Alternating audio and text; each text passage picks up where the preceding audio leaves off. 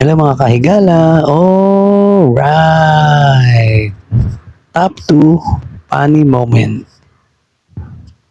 Number 1, hagis galon. Ayan po, no? O yan, no? Oh, tinamaan po siya. Ang dapat po kasi yan, upo po yung isang tao, tapos yan po, hawakan niya yung galon, tapos itutulak niya po. Hindi po nila yung nakikita, ah. Ayan po, ayan. Yan. Ayan po. Kailangan po ilagan mo yung galon.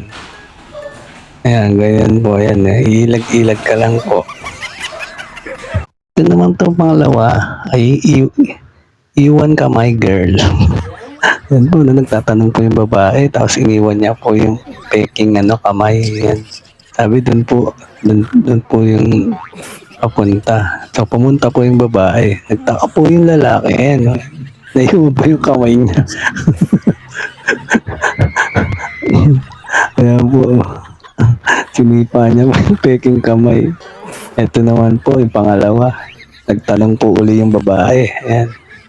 Ano po, saan po papunta sa kayan? Ayan, tinuro po ng lalaki doon. So, pumunta po yung babae doon. Ayan, no?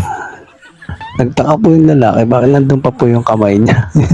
Dinagis niya po. Ayun. Thank you for watching po. Follow for more video. Salamat! Oh!